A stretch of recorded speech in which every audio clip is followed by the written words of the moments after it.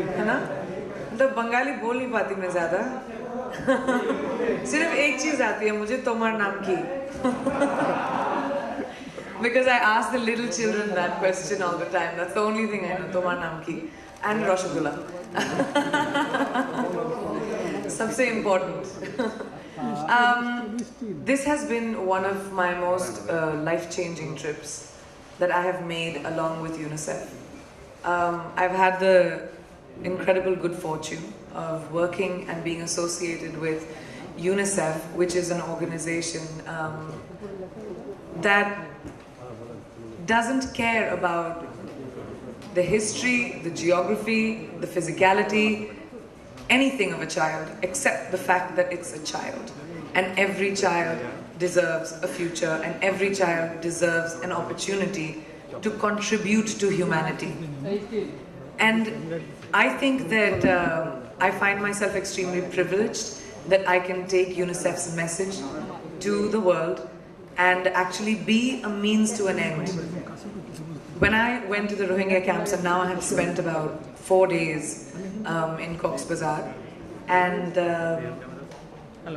I've also been to refugee camps, other refugee camps around the world. And the one thing that I really the one thing that I take back here, I spent a lot of time with very young children, 5, 7, 8. I'll tell you a few stories. Okay. Okay. I'll tell you a few stories. There was a 7-year-old child. They were all sitting and drawing, like with colors in this one learning center that UNICEF has created in the middle of these camps. And I'm sure you all know what these camps look like more than me, how unstable they are, how the conditions are extremely difficult, and especially now with the monsoon coming up, it's very difficult that any of those structures will survive. So these children, they were drawing. So I went and asked, can I see some of your drawings? So I picked up the drawing book, and I was looking back at the drawings that he had done before. When they arrived into Cox's Bazar, which was about August, September last year, when the big influx of refugees from Myanmar came into Bangladesh, him and his family had walked for about 15 days, and all his drawings were children playing soccer on a football field and helicopters spraying bullets at them, rocket launchers, and these are 5, 6-year-old children, rocket launchers being launched at their homes, heads lying separate, bodies lying separate, hands lying separate. Now these are children at 5, 6, 7. That's what they remember. That's what they know.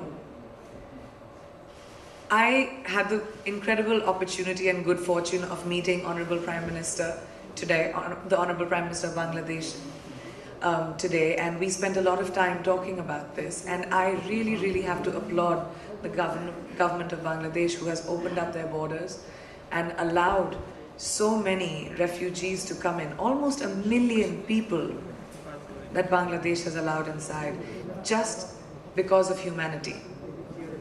And humanity is what this world needs the most.